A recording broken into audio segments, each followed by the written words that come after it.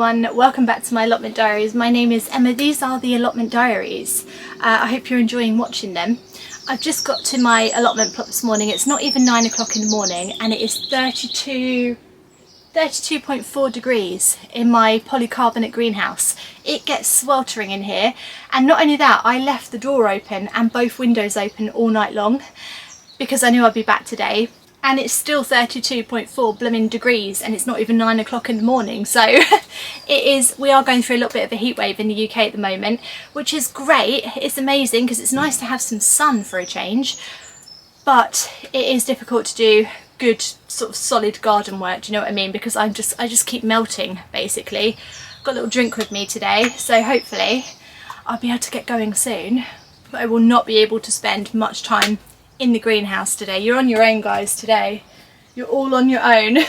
I think I will start by giving them all a water. A few days ago when I came down here I said, oh, the only job I want to do today is plant some more runner beans, and I didn't do it. So I brought my runner beans with me today. This is the sweepstake variety from Seedcraft, which is a seed subscription box, which they just send you seeds every month, and the seeds that they send you are seeds that you can sow that month. So it's super easy. If you're a beginner gardener and you don't know what seeds to sow each month, subscribe to Seedcraft. You just get the seeds through and you can just sow them straight away. So we'll put in those runner beans, and I've also brought another Jacoby little pumpkin because I have a feeling one of them's been eaten on my other archway over there. But they're all doing great on this archway, so I'm not too worried. But those are sort of the two things I want to get in the ground. I can hear Einstein. I've still not got him any mealworms, guys. Oh, please don't have a go at me about that. Honestly, he needs to learn to fend for himself. He's a wild bird. I've domesticated him and I don't think it's a good thing. He's become very reliant on me, hasn't he? That little birdie. But anyway, we will feed Einstein. We need to feed some of the crops, and we also need to do a little bit of harvesting. So there's a bit of everything going on today and I'm very excited about it. But I want to get started. I want to get started because it's going to get hotter. So we're going to start giving everything a water. Let's go.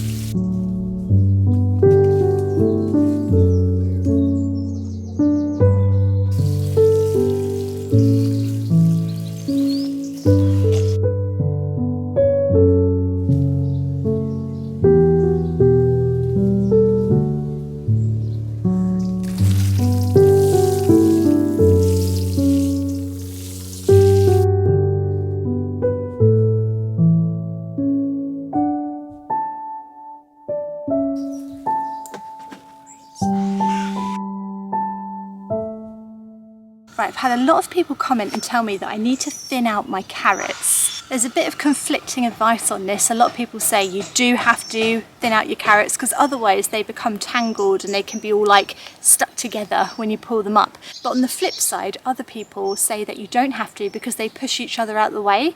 And I was sort of willing to experiment with that, but now that the carrots are sort of starting to grow quite big, I'm panicking. We've reached the panicking stage now, and I'm thinking maybe I should just thin them out a little bit to make sure I get some good carrots. Maybe I'll thin out half of them. That's a good idea. I will thin out half of the carrots and I will leave half of them as experimental and see if they push each other out the way. But that's what we're going to do now. Right, I've never really done this before and it feels a little bit, I don't know, I feel like I'm just picking and choosing who lives and who dies, and I don't really like that kind of power. Oh, look at that. Look at that. I feel bad now. I feel like I've killed a baby. Oh. Right, so the idea is to pick the little ones that you think are probably not going to make it so that the bigger ones can then grow big. I don't really appreciate this kind of power, but oh, look at that. You have to be careful when you do this as well because you can attract carrot fly. Carrot fly basically is a little fly. It attaches to the carrots and it eats them all. and it's attracted by the smell. So if you do this with your carrots like that, you'll attract them because the smell will go everywhere. Do they smell?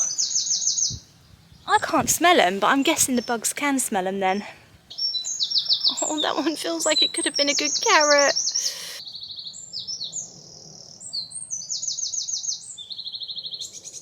I said I was going to do half and half, didn't I, for an experiment? I didn't do that. I just ended up picking out all the weedy ones. These are just the ones that are sort of in between it, really, really small, that I just think, I mean, some of them have sort of turned into a little carrot, but they're sort of in the way. They're not growing very tall. They're sort of getting stuck in amongst them. So those are the ones that have come out, basically, and hopefully that'll just give them enough room to spread out a little bit. But the soil is so good. I put a lot of sand in here, horticultural sand, and it's such good soil for carrots. It really is. They should be loving it in here. Are you loving it, guys? I think they are, you know, look at them. They are quite big, aren't they? I've got to stop doing this because I'm going to attract carrot fly, but at the same time, I just sort of think they're going to be okay.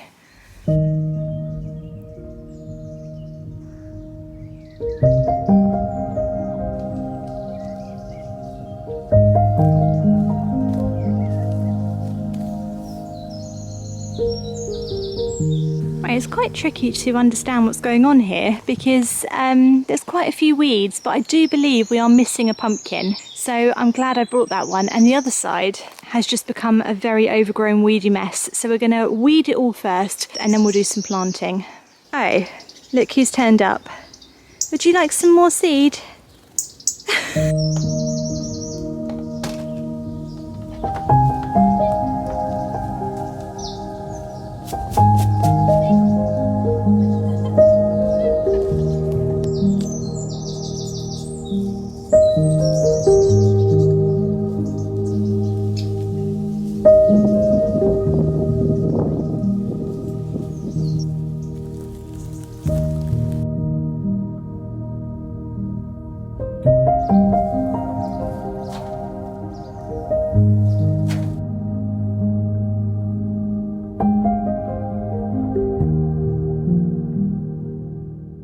There's some really lovely borage coming up in this bed, which I love. I love borage, so do the bees, but I don't want it here. So what I'm going to do is dig it up and put it somewhere else.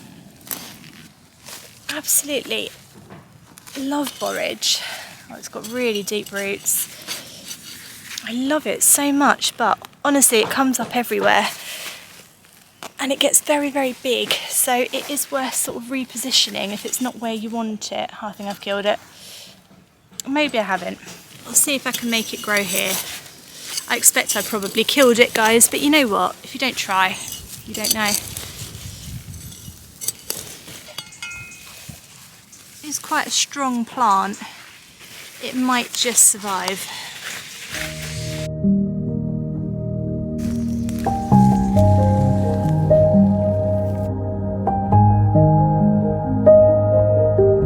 I think I've figured this bed out now. It's taken me a little while to figure out what's a weed, what's a plant. It's taken all of my gardening knowledge to figure this out. We've got nasturtiums. I've left those in. They're beautiful. These are runner beans. Oh, hi Einstein. There you are. I was looking for you earlier to film you. You don't really look like Einstein. You look a bit too skinny. Who are you? Scared himself when he knocked the pot down. Silly birdie. Right, so we've got nasturtiums. These are the runner beans. They're covered in aphids. There's not much I can do about that. I've got 1, 2, 3 runner bean plants. These are the pumpkins here. They're not getting much bigger, but then I think it's because they've been covered over by everything else. So I've sort of allowed them some sunshine now, some space. Got 2 pumpkins. They're alive. Right, this side seems to be okay. This plant here, this is borage. This is absolutely stunning. The bees have been all over it. It's a lovely plant, but you can see it does get quite big. So you have to be careful if you see them popping up and sort of move them strategically. And then we've got nasturtiums in front. So this side of the archway I'm quite happy with. Right, what is going on this side of the archway then? So, right, let's get in there. That's a weed. They're weeds. Let's get them out so we know what we're dealing with. That is a melon. That is not going to do anything in there. I don't know why I put melon in there. It's not going to do anything. So this side's pretty empty. So let's whack in some runner bean seeds and the pumpkin.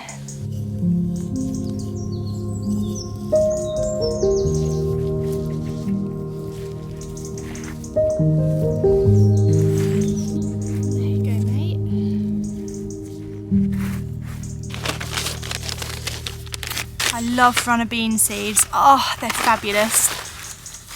They just remind me of like magic beans from that story with Jack and the Beanstalk. This is what I would imagine the magic beans to look like. Beautiful, beautiful, beautiful. It's not too late to plant your runner beans in, guys. June, July, absolutely fine. You'll still get a harvest. Yeah, there you go.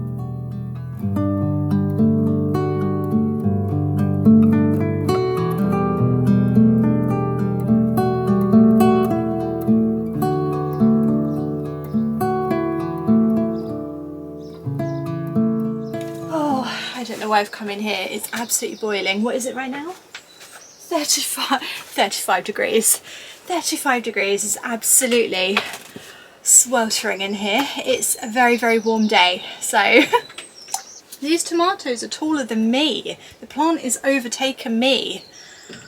It's just like my kids. They're getting taller than me as well. Why is everything growing taller than me? Right, I'm really happy with that archway now. I'm really happy with this archway. I did a little bit of weeding around the brassicas. I need to harvest some of that today. Everything's looking quite good, and I don't want to do anything too strenuous because I will end up with a big headache and feeling ill.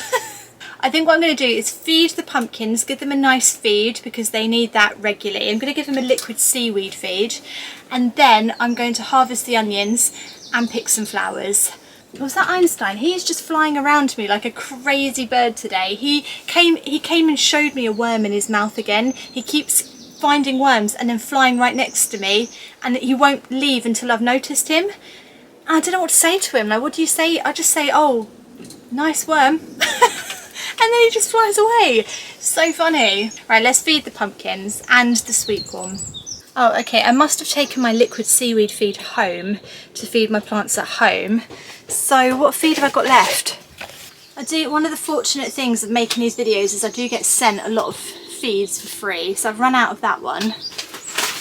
I've got this, and I know a lot of people say it's not very good, Miracle Grow, but it's the only one I've got. It's all purpose, so it will be okay. Yeah, I need to get my liquid seaweed feed. That's my favourite, that is. I must have taken it home. Also, a nice bit of advice from somebody. Somebody gave me some lovely advice and said, pour your feed in first and then fill it with water and it mixes better.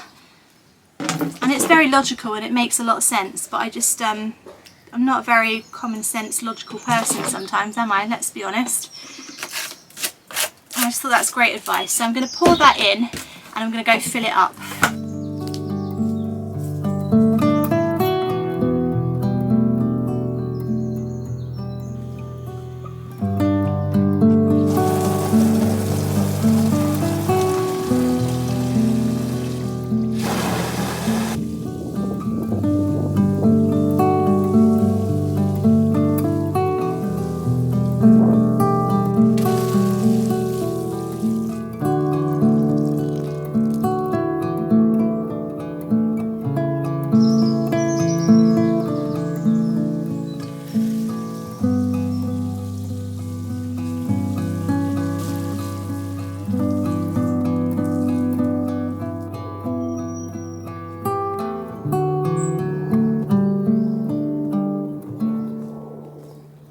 Right, these sort of look done to me. I know they're not all big, but they're all flopping over, and also they're starting to get seeds on the top, little seed pods, and apparently that's not a good thing. So apparently you're supposed to pick them before they do that, which I haven't, but they're all flip-flopping everywhere, so let's just pick them. Right, the idea is to pick them and then let them dry in the sun. So it's not the biggest onion in the world, but he smells like an onion, so we'll take it. Right, lie there. Actually, just snap that off. We don't want that. Lie there. Alright. I have a feeling some of these... Why are they so blatant small.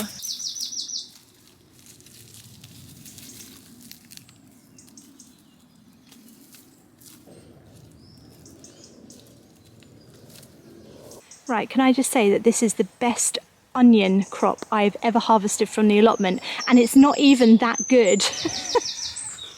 Some of these are real whoppers though, real whoppers. I'm absolutely thrilled with some of them, and they sort of get progressively worse as they go this side. But you know what? They're onions, aren't they? They're onions. So I think the idea is to leave them to dry in the sun like that, and then when they've all dried out, I can take them home and use them. I mean, some of them I will be using most definitely. Some of them maybe not. But I'm sure they're all edible. Oh, they look great.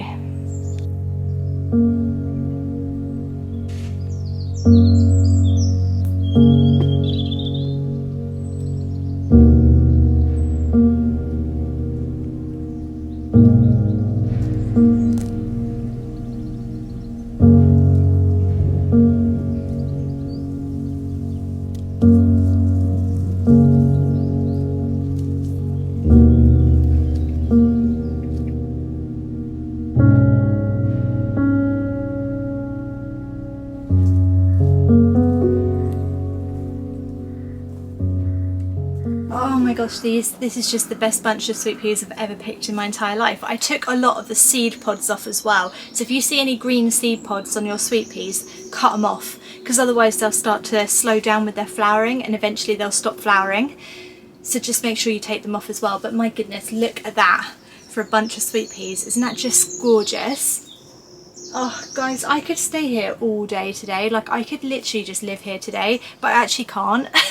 I've run out of time and I've got to get going or I'm going to be late. So I need to leave the allotment and I'm so sad. There's still so much to harvest. I need to harvest some kale. I need to pick the peas. I need to pull up some potatoes. But it's going to have to wait until next time, unfortunately. What a lovely day here as well. It's just been such a nice visit to the allotment plot and I feel like I really needed that today. I feel like I haven't had the best time of it at the allotment recently with the vandalism and the news that we sort of know who the vandals are now, and there's a lot of security going up and stuff, and it's just felt very like, I don't know, I can't explain it, but it's my happy place here, and it's sort of tainted it ever so slightly. So I really needed a good day here, and I feel like today has been exactly what I needed on the plot. So I hope you've enjoyed my little visit here too.